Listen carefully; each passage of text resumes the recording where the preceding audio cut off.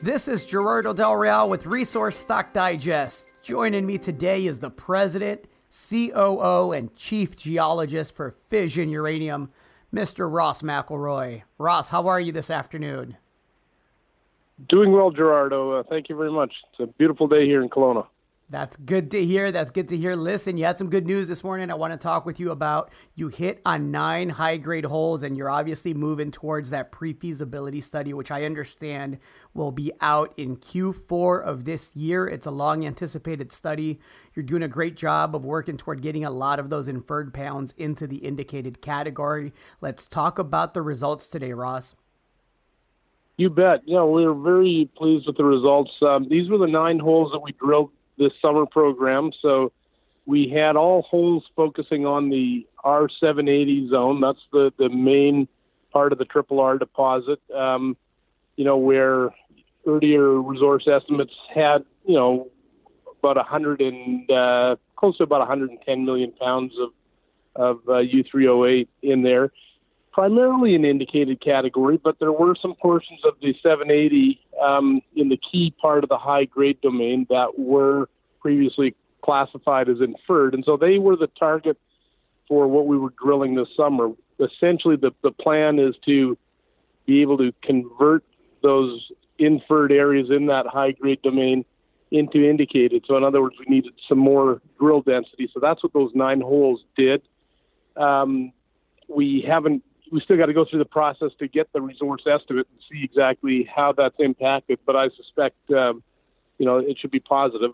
Everything we had with the drill results, as you saw in the release this morning, spectacular. We knew there was good mineralization in that area anyways, but in a lot of cases, we even exceeded our own expectations. So really quite pleased with the results that we had.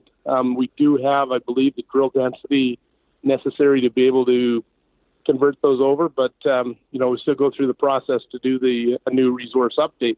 And essentially what that will be, the purpose of that new resource update in the 780 zone is for the pre-feasibility study. So the resource itself that we can use in a pre-feasibility has to be indicated and higher classification. So that's the key. Inferred doesn't make it through the engineering model, the cash flow model. So on pre-feasibility. So that was really what the aim was, the fact that we hit in every single hole and we got mineralization where we expected and it exceeded. That was, truly a good result from this summer program. And you're still expecting to release the pre-feasibility study in Q4 of this year. Is that accurate, Ross? That is accurate. We've done all the field work necessary, between what we did this past winter and then this summer as well. We've completed all the geotechnical work needed for mine design and pit wall design. And now we've upgraded the resource. Well, hopefully we've upgraded the resource with the drilling this summer. The metallurgical work's all done. So, all the boxes have been ticked, and it's really just a matter of compiling all the results into a comprehensive report, and we're on target to be able to deliver that by Q4 of this calendar year. Ross, before I let you go, I got to get your take on the overall sentiment in the uranium space. The spot price is now up, I believe, something along the lines of 33 to 35% from the 2018 lows. I got to imagine that you're getting more calls. You also have a very important strategic partner that I know has their finger on the pulse. How are things looking from your end? They're looking good. I think it's obvious we're starting to see a pattern now set into the uranium market that it's much better sentiment all around. I wouldn't say it's bullish at this point, but it's certainly a vast improvement from where it's been. And I think what's key for us here is to be able to hold those prices higher. And we're continually the price of the commodity seems to be ticking up on a regular basis. We didn't want to see a short-lived phenomenon where we had a little bit of pop in the price and then it just falls down, as we've had a few of those false starts, in the last couple of years. So this seems much more sustained.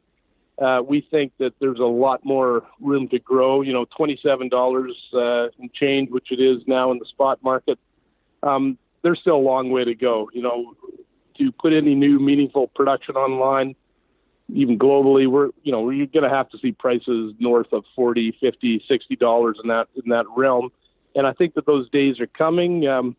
Hopefully we're on the path towards that right now. And you're right. Our strategic partner, CGN, one of the large state-owned utilities of China, that have a 20% investment in our company.